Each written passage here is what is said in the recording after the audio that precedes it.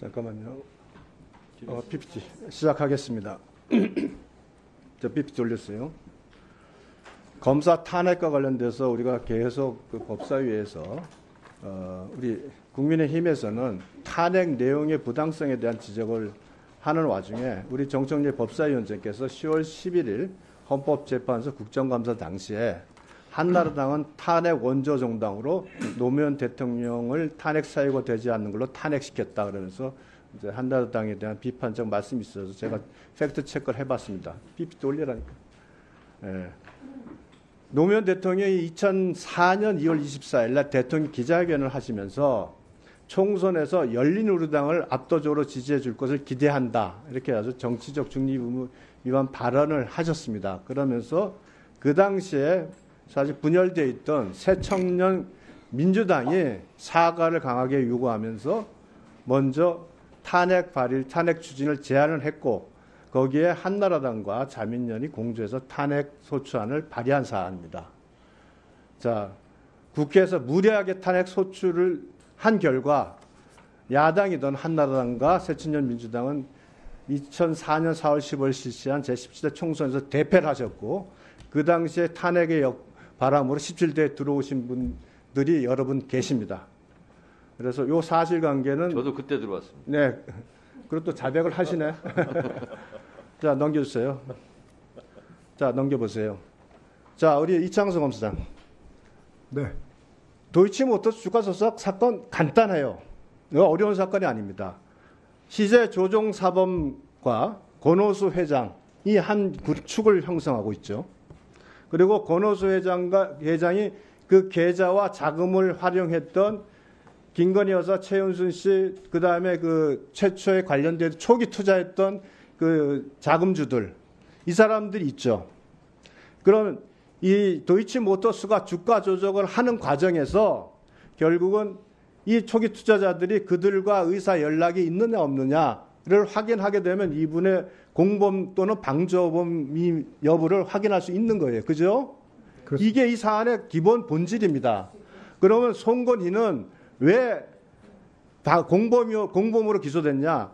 이미 시세 조종 사범인 김기현과 긴밀한 연계가 돼 있고 또 실제로 단타 주가 조작을 단타로 주식을 매수한 사람이고 하는 긴밀성이 있었기 때문에 송건희 공범으로 기소했는데 이런 송건희조차도 법원에서는 공범성이 안 된다.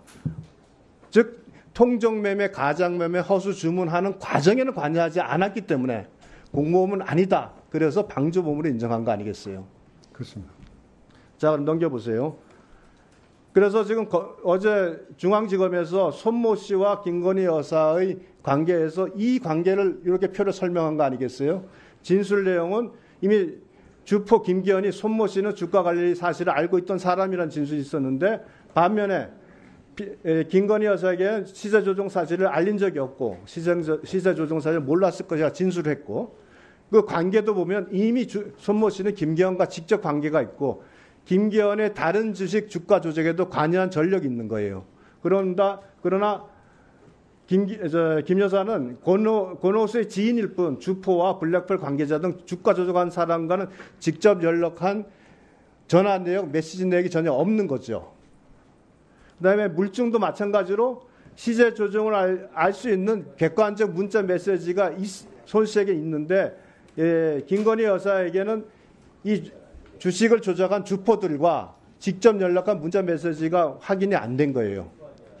그리고 마지막으로 뭐 이거는 논란이 있습니다만 이 손모 씨는 전문 투자자다. 그리고 김건희 여사는 주식에 대해서 거래는 많이 했지만 우리가 말하는 주가 조작을 할 만한 그 정도의 전문가는 아니다. 이제 이렇게 설명을 한 거 맞습니까? 그렇습니다. 넘겨보세요.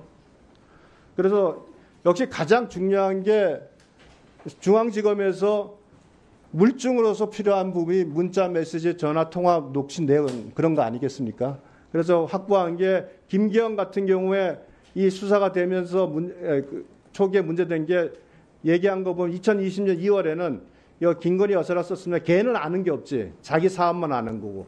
권오수가 샀다가 팔았지라고 하고 이정필도 마찬가지로 김기현 여사는 괜히 피해자다. 완오브 댐이 맞다. 이렇게 얘기를 합니다. 예, 주가 세력 주범들 간의 진술을 보시면 이정필은 김건희 여사에게 시세 조종 사실을 알린 적 없고 김건희 여사는 주가 부양 사실을 몰랐을 것이라고 답했습니다.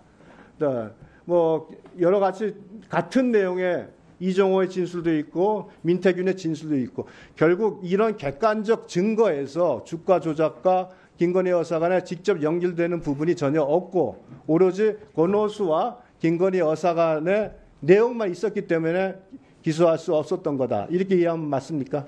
그렇습니다.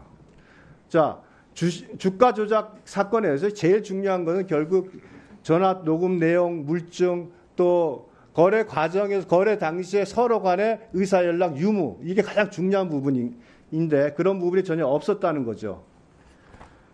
자, 이와 관련돼서 여러 가지 얘기가 많이 나옵니다.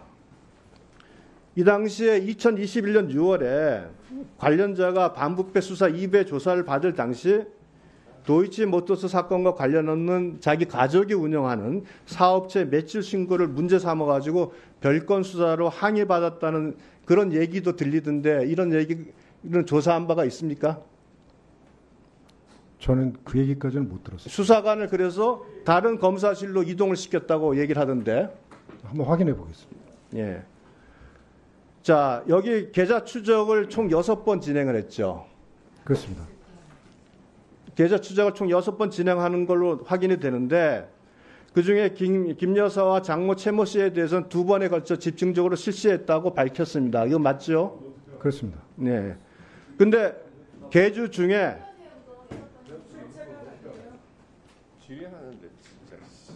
보도 자료 다 나옵니다. 좀 보세요. 자, 계좌 추적은 다 했습니다. 자, 계주 중에 이렇게 전주 중에 압수수색 영장을 청구해서 계좌 추적을 한 사람은 김 여사 외에 다른 사람 있습니까? 없습니다. 그러면은 2021년 네. 결국 김건희 여사의 범행 여부, 그 공모 여부에 대한 집중적인 수사가 이루어진 거는 맞습니까? 그렇습니다.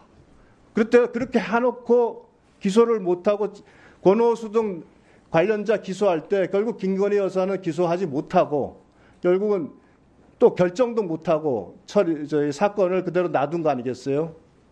그렇게 알고 있습니다. 그 당시 근데 제가 들리는 그 당시에 저도 들었습니다.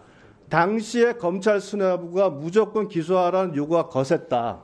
그러나 명백한 반증을 갖고 있어서 이런 식으로 기소할 경우 오히려 나중에 검사들이 처벌받을 수 있다고 해서 수사팀 검사들이 거부를 했고 그렇기 때문에 기소를 하지 못했던 얘기가 서초동에도 파다했고 그것이 제 귀에도 들어왔습니다. 그리고 당시에 장관이 누구냐면 박범계 장관이에요. 그리고 아마 민주당 지도부도 다 알고 있을 것입니다. 이런 소문이 동거는 들어본 적은 있습니까? 그 부분은 제가 확인해 드리기 좀 어렵습니다.